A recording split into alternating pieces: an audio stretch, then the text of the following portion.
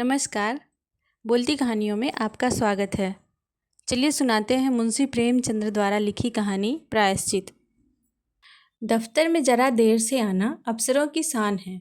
जितना ही बड़ा अधिकारी होता है उतनी ही देर में आता है और उतने ही सवेरे चला जाता है। चपरासी की हाजिरी 24 घंटे की। वह छुट्टी पर भी नहीं जा सकता, अपना एवज देना पड़ता है। खैर, जब बरेली जिला बोर्ड के हेड क्लर्क बाबू मदारी लाल 11 बजे दफ्तर आए तब मानो दफ्तर नींद से जाग उठा। चपरासी ने दौड़कर पैर गाड़ी ली, अर्दली ने दौड़कर कमरे की चिक उठा ली और जमादार ने डाक की किस्त मेज पर लाकर रख दी।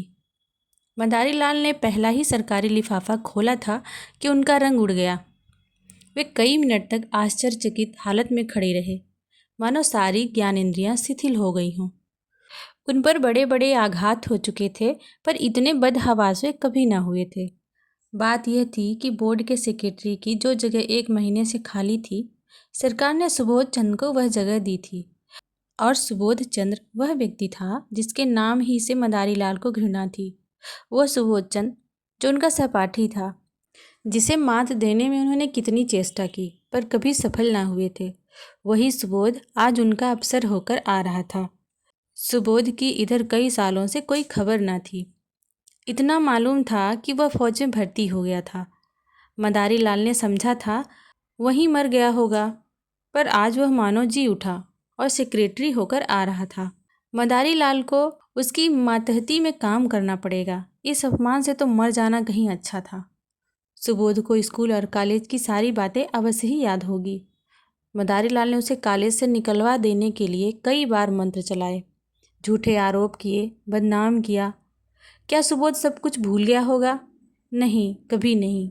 वह आते ही पुरानी कसर निकालेगा। मदारी बाबू को अपनी प्राण रक्षा का कोई उपाय ना सूझता था।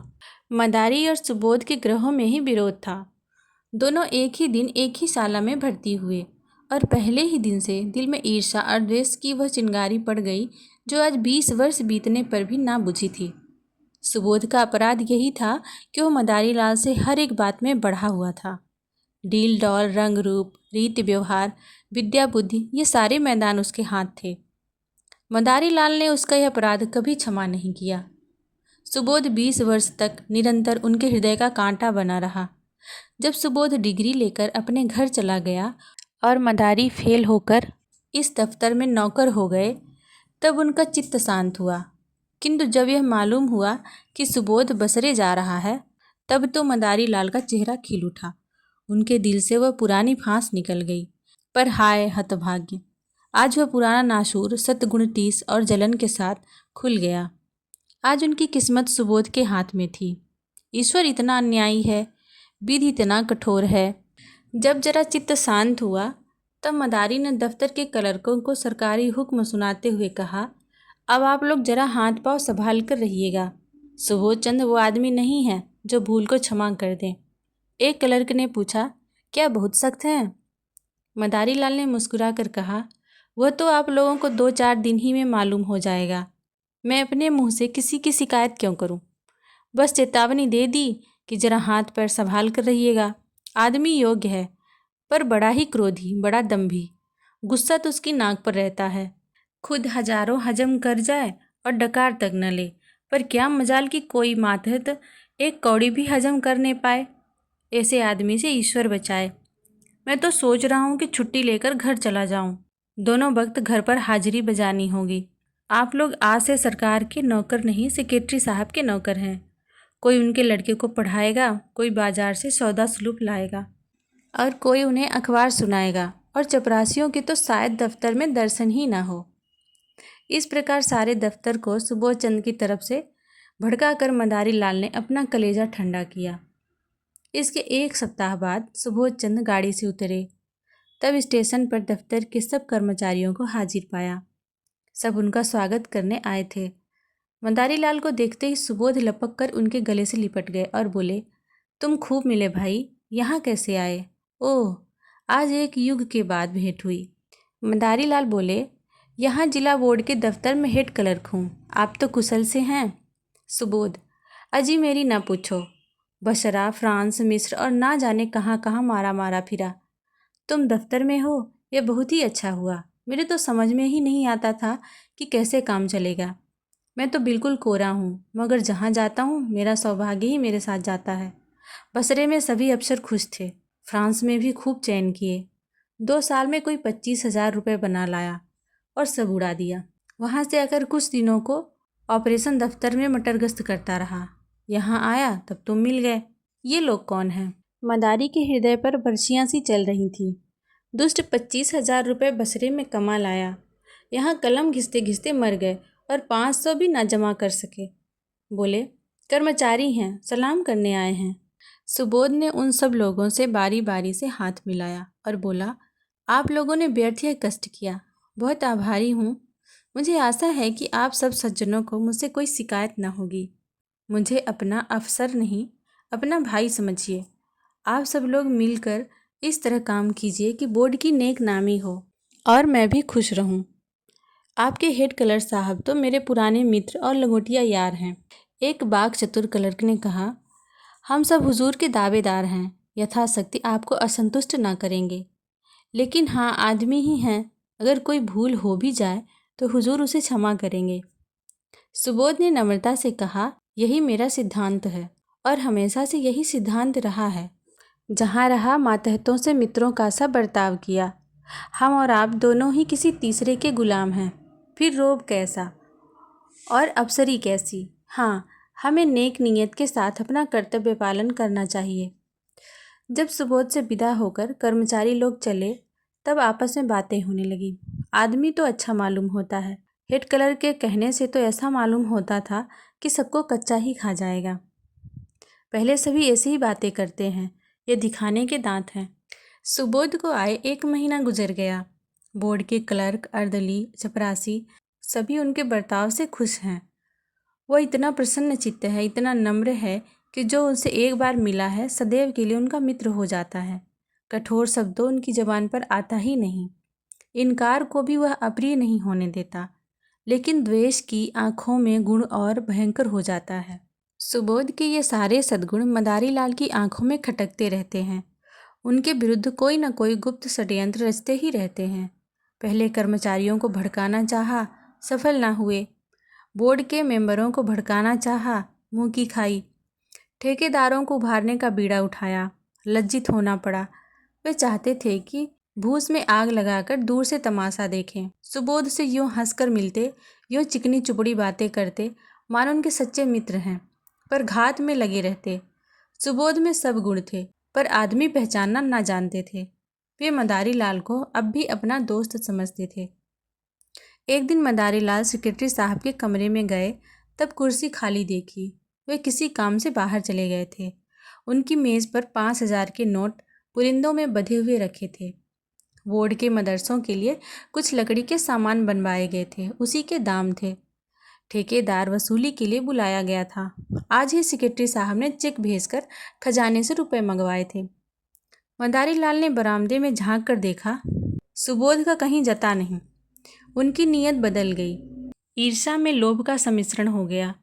कांपते हुए हाथों से पुलिंदे उठाए, पतलून की दोनों जेबें में भर कर तुरंत कमरे से निकले और चपरासी को पुकार कर बोले, बाबूजी भीतर हैं। चपरासी आप ठेकेदार से कुछ वसूल करने की खुशी में फूला हुआ था। सामने वाले तमोली की दुकान से आकर बोला, जी नहीं, कचहरी में किसी से बातें कर रहे हैं, अभी अभी तो गए हैं। मदारी लाल ने दफ्तर में आकर एक क्लर्क से कहा, यह मिसिल ले जाकर सेक्रेटरी साहब को दिखाओ। क्लर्क मिसिल लेकर चला गया। जरा देर से लौटकर बोला, सेक्रेटरी साहब कमरे में ना थे, फाइल मेज पर रखाया हूँ। मदारी लाल ने मुंह सिकोड़कर कहा, कमरा छोड़कर कहाँ चले जाया करते हैं, किसी दिन धोखा उठाएंगे। क्लर्क ने कहा, उनके कमरे में दफ्तर वालों के सिवा और जाता ही कौन है। मदारी लाल ने तीव्र स्वर में कहा, तो क्या दफ्तर वाले सबके सब देवता हैं? कब किसकी नीयत बदल जाए कोई नहीं कह सकता। मैंने छोटी छोटी रकमों पर अच्छे अच्छों की नीयतें बदलते देखी है। इस वक्त हम सभी साह हैं, लेकिन अवसर पाकर शायद ही कोई चूके। मनुष्य की यही प्रकृति है। आप जाकर उनके कमरे के दोनों दरवाजे बंद कर दीजिए। क्लर्क ने टाल कर कहा, चपरासी तो दरवाजे पर बैठा हुआ है। मदारी लाल ने झुझलाकर कहा, आपसे मैं जो कहता हूँ वह कीजिए। कहने लगे, चपरासी बैठा हुआ है। चपरासी कोई ऋषि है, मुनि है, चपरासी ही कुछ उड़ा दे तो आप उसका क्या कर लेंगे? जमानत भी है तो 300 की, यहाँ एक एक कागज़ लाखों का है। यह कहकर मदारी लाल खुद उठे और दफ्तर के द्वार दोनों तरफ से बंद कर दिए गए। जब चित्त शांत हुआ तब नोटों के पुलिंदे जेब से निकालकर एक अलमारी में कागज़ों के नीचे छिपा कर रख दिए, फिर आकर अपने काम में व्यस्त हो गए। सुबोध चंद कोई घंटे भर में लौटे, तब उनके कमरे का द्वार बंद था। दफ्तर में आकर मुस्कुराते हुए बोले, मेरा कमरा किसने बंद कर दिया है भाई? क्या मेरी बेदखली हो गई है? मदारी लाल ने खड़े होकर मृदु तिरस्कार दिखाते हुए कहा, साहब गुस्ताखी माफ़ हो। आप जब कभी बाहर जाएं, चाहे 1 ही मिनट के लिए क्यों न हो, तब दरवाज़ा बंद कर दिया करें। आपकी मेज़ पर रुपए पैसे और सरकारी कागज़ पत्र बिखरे पड़े रहते हैं, ना जाने किस वक्त किसकी नीयत बदल जाए। मैंने अभी सुना कि आप कहीं गए हैं, जब दरवाजे बंद कर दिए।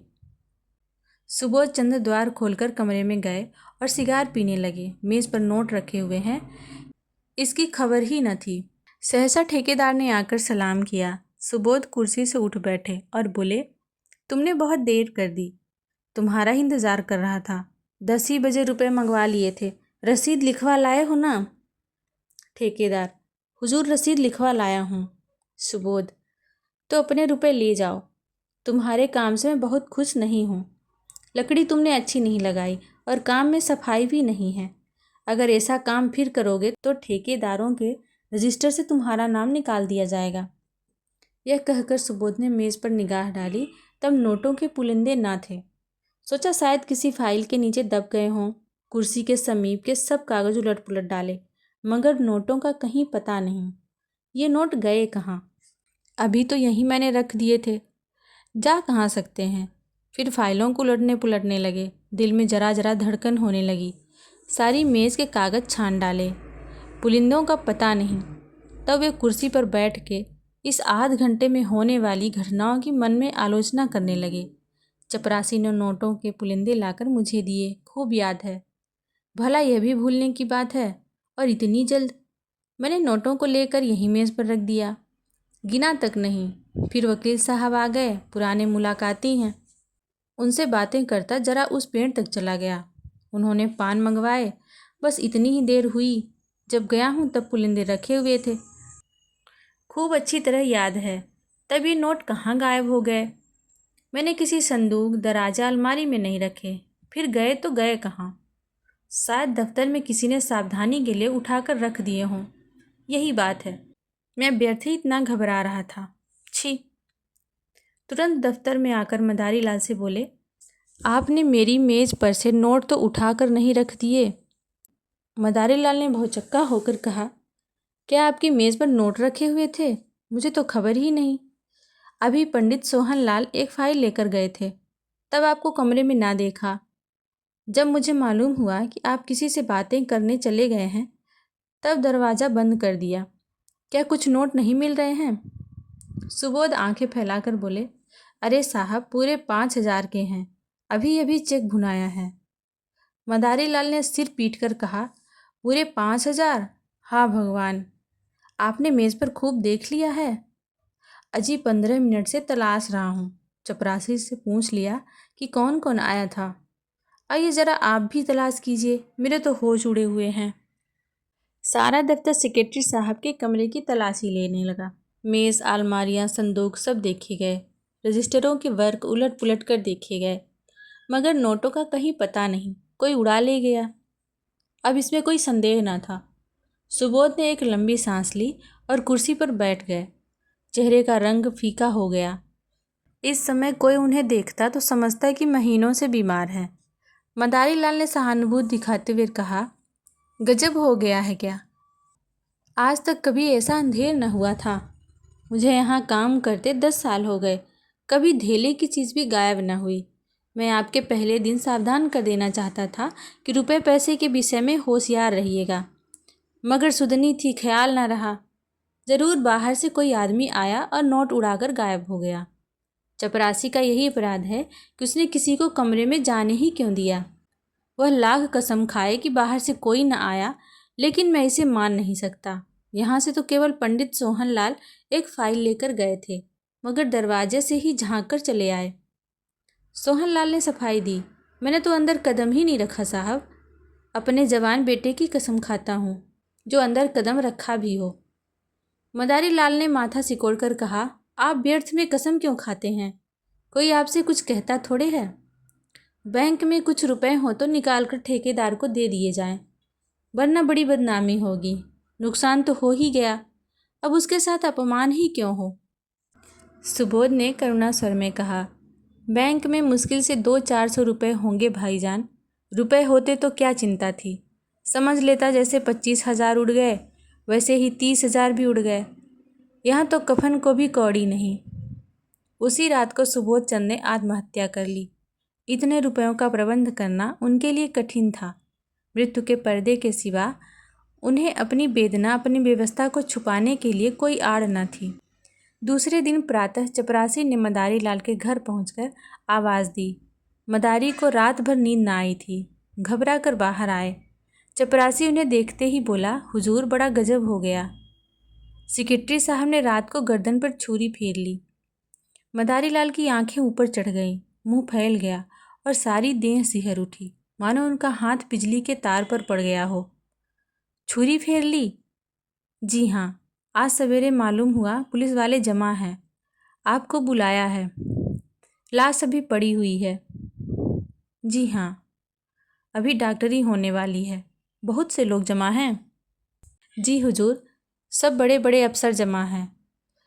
लहाज की ओर ताकते नहीं बनता। कैसा भला मानुस हीरा आदमी था। सब लोग रो रहे हैं, छोटे छोटे बच्चे हैं, एक सयानी लड़की है ब्याहने लायक। बहू जी को कितना रोक रहे हैं, पर बार बार दौड़कर लहाज के पास आ जाती हैं। कोई ऐसा नहीं है जो रुमाल से आंखें ना पोंछ रहा हो। अभी इतने ही दिन आए हुए, पर सबसे कितना मेल जोल हो गया था।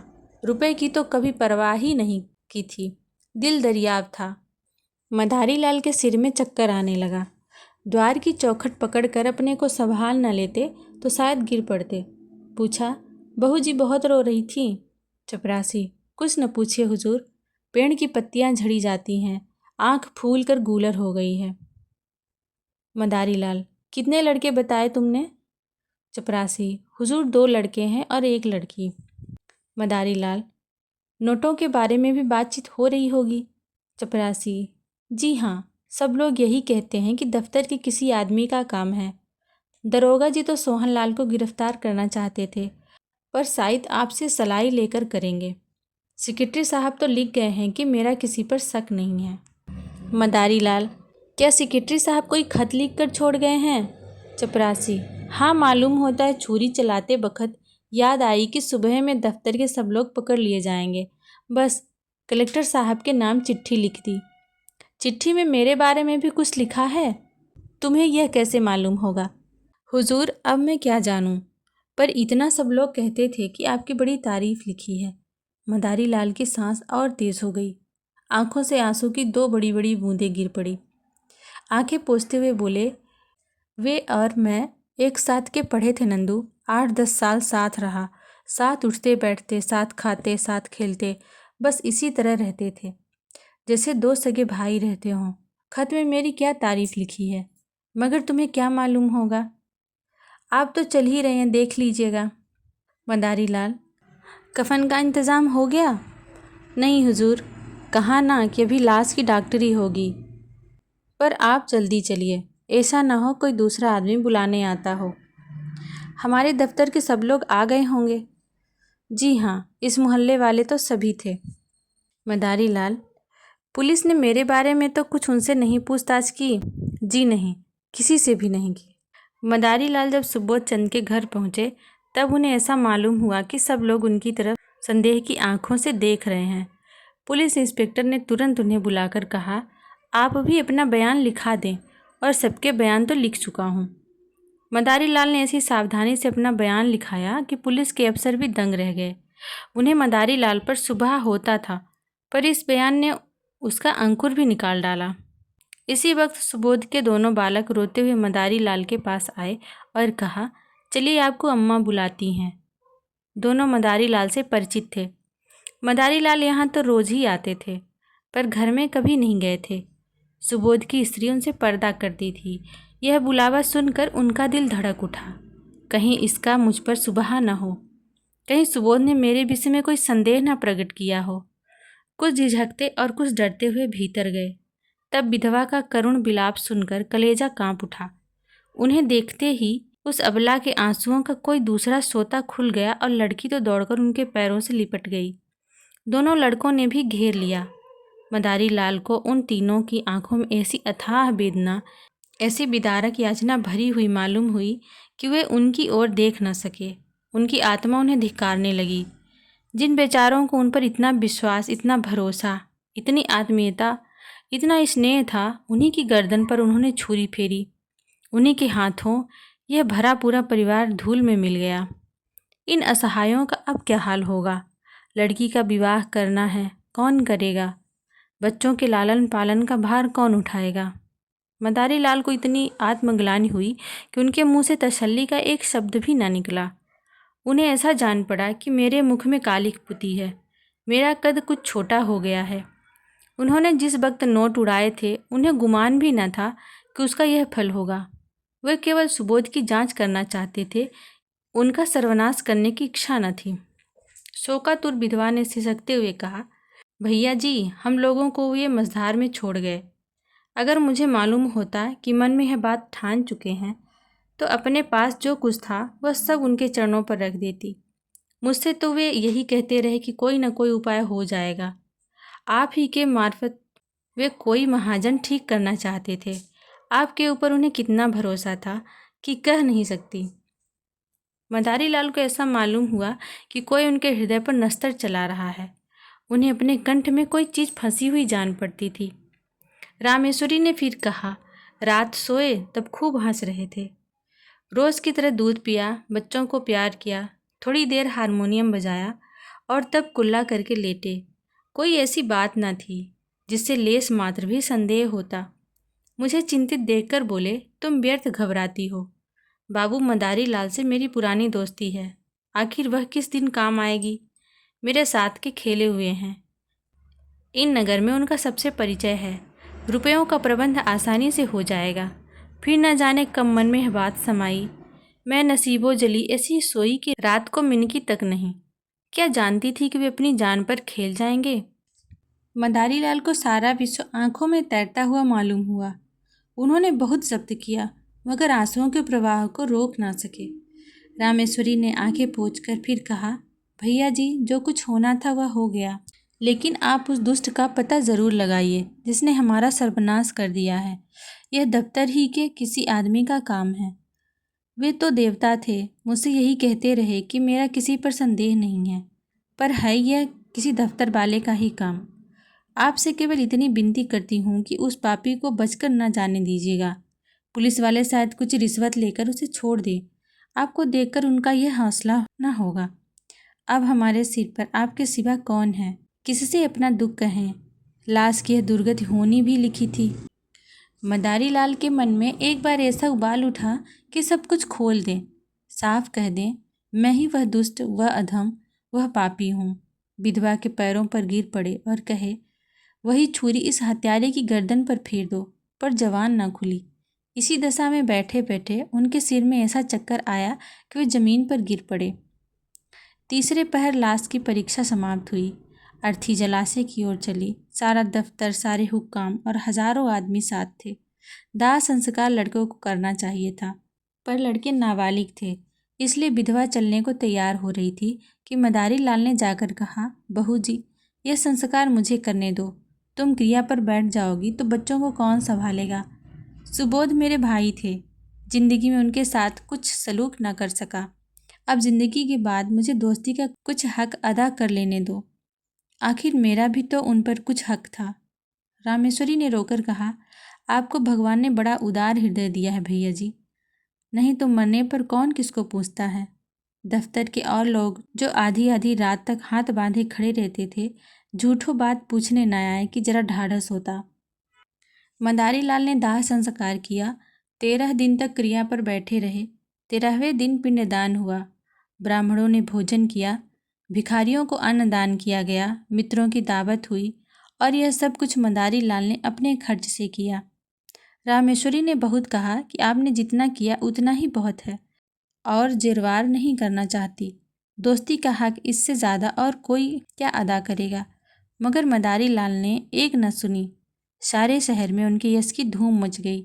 मित्र हो तो ऐसा हो। 16वें दिन विधवा ने मदारी लाल से कहा, भैया जी, आपने हमारे साथ जो उपकार और अनुग्रह किए हैं उनसे हम मरते दम तक ऋणी नहीं हो सकते। आपने हमारी पीठ पर हाथ न रखा होता तो न जाने हमारी क्या गति होती। कहीं रुख की भी छाँव तो नहीं थी। अब हमें घर जाने दीजिए। वहाँ देहात में खर्च भी कम होगा और कुछ खेती बाड़ी का सिलसिला भी कर लूँगी।